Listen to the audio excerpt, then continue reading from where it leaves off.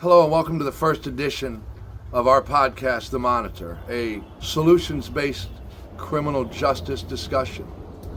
I want to dedicate this very first episode to the St. Tammany Parish Sheriff's Office and to the family of Sergeant Grant Candies. Sergeant Grant Candies was killed while attempting to stop a carload of juveniles during a high-speed chase. He was throwing spike strips out in front of the vehicle and was hit by the driver of the vehicle. The vehicle continued into the city of New Orleans, where it had an accident with the NOPD as well, injuring the people in the car and the NOPD officer. The two juvenile males have been charged in this death. It's unfortunate and it's terrible to see what's happening to the juveniles in our city and in our state and even in our country. But there's reasons why some of these things are happening, and we want to make sure that these juveniles get the justice they deserve and that our community gets the protection it deserves. So we're going to jump right in on this episode, and we're going to talk about juvenile justice, specifically ankle monitors. The city of New Orleans has a mayor's race taking place right now, and there's a number of candidates that have announced their intention to run as mayor. One of them is Council President Helena Moreno. She's a former elected state rep and such, former news reporter, and she has been in politics for quite some time. And she announced on Fox 8 a couple of days ago that they have a plan to bring in a new form of juvenile ankle monitors to the city of New Orleans, which we support 100%. We want to make sure that the city of New Orleans has a really good, perfectly run protection program for the community when it comes to juveniles. Parish Juvenile Court expects it will soon be able to monitor juveniles on ankle monitors in real time. Chris Joseph reports New Orleans teamed up with the state after a murder in the French Quarter. Last June, the killing of French Quarter tour guide Christy Thibodeau, allegedly by a 15-year-old on a deactivated ankle monitor, put new urgency on the issue of real-time juvenile ankle monitor supervision. At that point, I was like, guys, we have to figure this piece out. Councilmember Helena Moreno says city leaders, state leaders, the Orleans Parish Juvenile Court, and the state's Office of Juvenile Justice, or OJJ, teamed up in the months since to pave the way for a new real-time monitoring pilot program. She says the city and state put money towards equipping and staffing an OJJ supervision team to monitor New Orleans juveniles.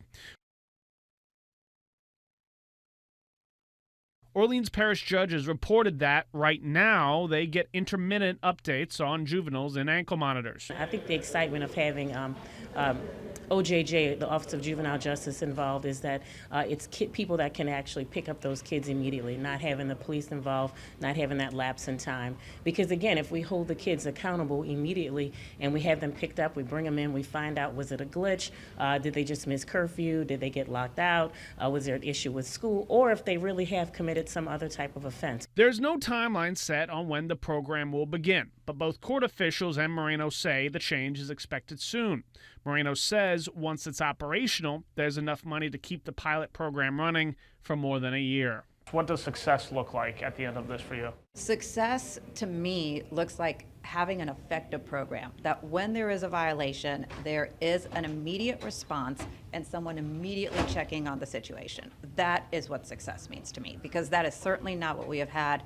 And because of that, unfortunately, we've had incredibly tragic circumstances. Now, I have reached out to the OJJ for comment on how quickly that team will be set up. So I want to start out by telling you what is wrong. Why does Helena Moreno believe we need a repair? Where are we right now? We had a discussion with Councilperson Moreno, and I made it clear to her that the city is missing two single things that would allow us to bring our adult program into juvenile court. One of those was that the city had to be able to make sure they would pay. The city is notorious for not paying its bills, and we don't want to get into a fight with the city over people owing us money. The second thing, which by the way, Councilperson Moreno said that would be easy to solve, and I believed her answer to be true. The second part was the bigger problem, and the problem that I unfortunately don't see being solved by Councilperson Moreno's new announcement. And that problem is, when we supervise the juveniles currently, and we do supervise juveniles. We supervise them for many cities, many governments, and outside of New Orleans, and we supervise juveniles in New Orleans. So this information is firsthand. We understand exactly how it works. We do it currently. The problem is the city of New Orleans has a ankle monitor process that is completely buried and hidden, and you can't see it. And that problem creates a bigger problem. When you have a juvenile that's on an ankle monitor and they're ordered to act a certain way, and then they violate that condition, they're leaving home, they're not going to school, they're violating a victim, they're doing drugs, whatever, we report that to a court, and the court has to do something. If a court allows a young person on ankle monitor to just ignore everything the court is saying, you're actually conditioning this young person to continue to not listen to you, and it becomes an untenable situation. So we have a problem with being able to get a judge to do anything because of two reasons, unfortunately. One being that you have activist judges. You have judges that are not necessarily negative activists. They want to help kids, things like that, but their decisions are causing people to get hurt. But you also have activist judges that are terrible, and they're making terrible decisions based on terrible concepts of race and division and all these other things. We got to go back to one thing of what is the child's charges, what is their history, what is their risk they pose to the community. But the bigger problem, even if we had all perfect judges, if every single judge literally just took an even hand and looked at every single thing evenly and made these even-based decisions, there's nowhere to put them. There's nowhere to send them. You have no deterrence. If you can't get a judge to put somebody in jail because there's no space in jail, then you can't deter that person's actions. And we're not talking about locking people up and keeping them there. That's the whole point. We're trying to get away from that, the middle ground, the place between a jail and between being able to cause more problem in your community. And an ankle monitor program run the right way can do that. So the key elements are simple. Bring in the person whose history and charges require it. Put them on an ankle monitor. You got to pay for this. This stuff isn't free, and it's way cheaper than a jail cell. And it works to get this kid moving forward again. If it's run well, then it works. And I'll give you an example. In the city of New Orleans, when we took over, there were 45 people on ankle monitor, and they spent $1.2 million a year. The city of New Orleans now has over 400 people on ankle monitor, and they spend $0 a year. And the public is informed of every escape, every problem. The judges know everything. When the judges don't do it right, we release it. That way the public can make the judges do it right. We have the space in the jail for deterrence. We help the sheriff mitigate her space problems. We've helped her get people out of that jail that should be on the street instead of in jail. And we have people in jail that should be in jail instead of on the street. And that works really well. So having that deterrence, having that space was key. And if you don't have the space, you don't have the deterrence. So then it's all a bluff. And the last thing in the world you need is a judge that ignores violations. So my two conditions to Helena Moreno were guarantee we get paid, because this ain't free, and guarantee that the judges have to listen. And by doing that, guarantee we have jail space. No matter what you do now, no matter how much money you throw at it, because remember, I don't take your money now. There's no need to give me more. I'm not complaining. I don't need your money. You have to give me deterrence. If you don't give me the ability to provide deterrence, then these kids are never going to behave. You're going to teach them the opposite. We unfortunately had the situation where a judge said we're too strict, and what strict was, he wasn't following the order at all. We were reporting it, and we were forcing the judge to do something about it. The judge's reward was to order the ankle monitor off. Unfortunately, the mother called us a few weeks later and said, at least in your program, my son was alive. My son crawled out the window. I couldn't call the people on the ankle monitor because there are no people, and my son's dead now. In our program, we're hands-on. We work with these children. They're not the problem. The juveniles are juveniles. You know what they're going to do. I promise you, if you condition them back properly by having true boundaries, they respond, and they respond well. How do I know that? Because the adults do. We have adults in our program accused of killings that listen to every single thing the judge tells them to do. I often wonder why they didn't do it before the killing. But these programs work when you have deterrence. Unfortunately, there is no deterrence that I can see through the brief political announcement that she made. And I just can't let ankle monitors become a political tool. They're not. Unfortunately, poor decisions lead to people dying.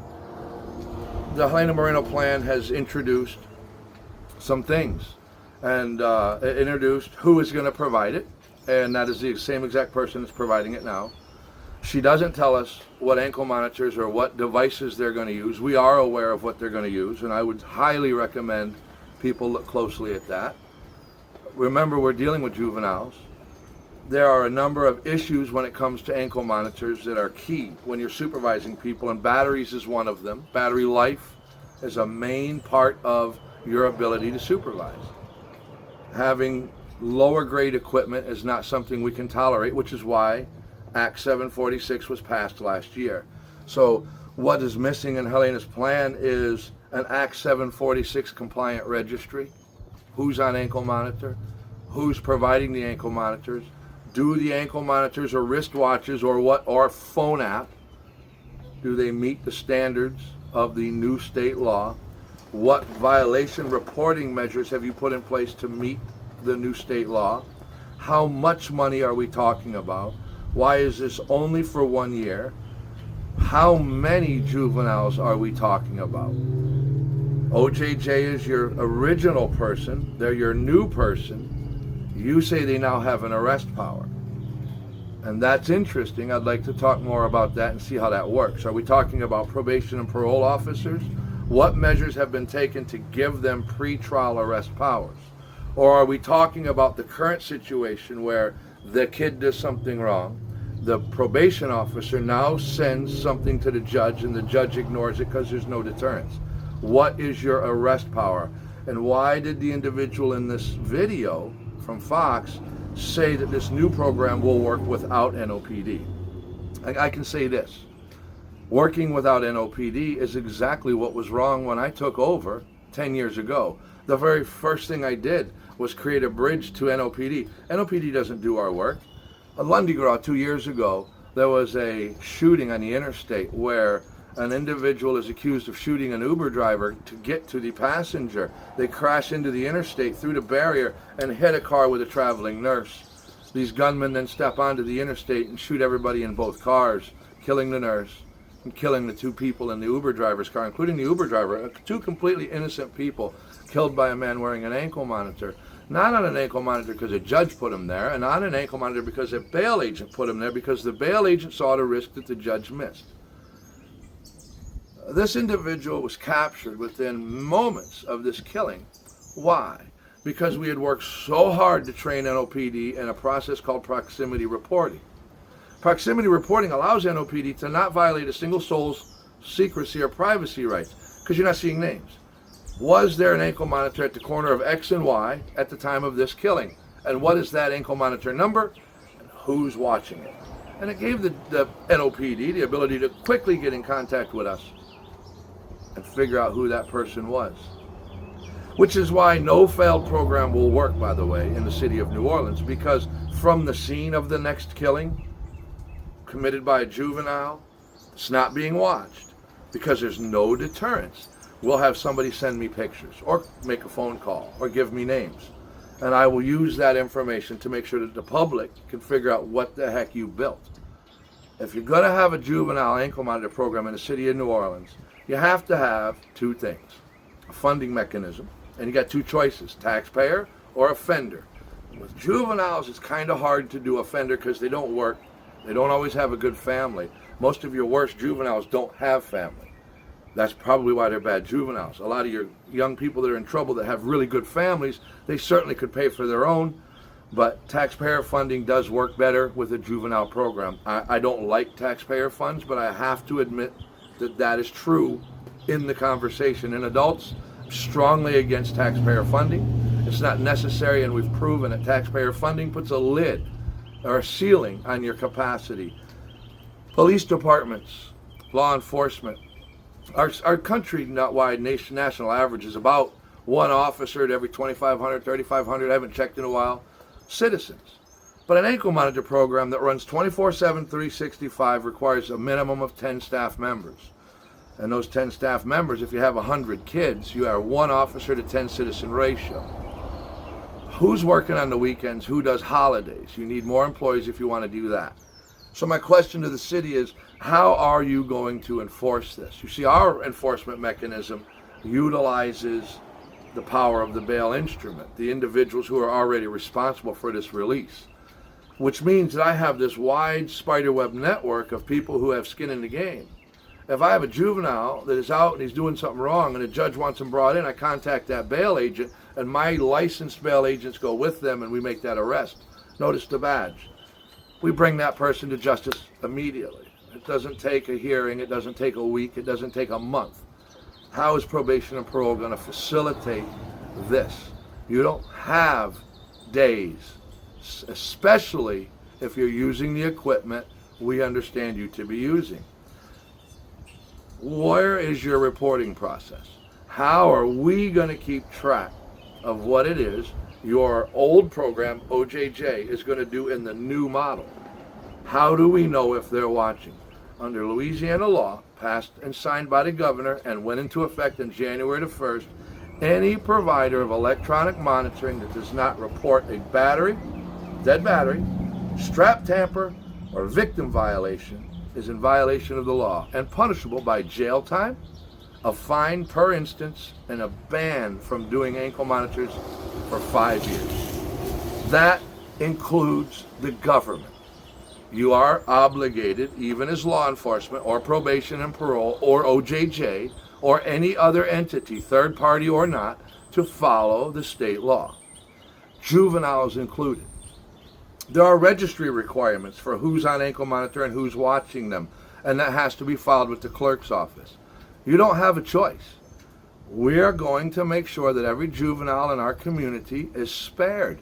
We are watching children crash and burn in a wheel designed to make them crash and burn. You cannot arrest a child. You cannot put that child on an ankle monitor. You cannot tell them, wagging their finger, that they've got rules to follow, and then do nothing when they ignore you. You have to do something.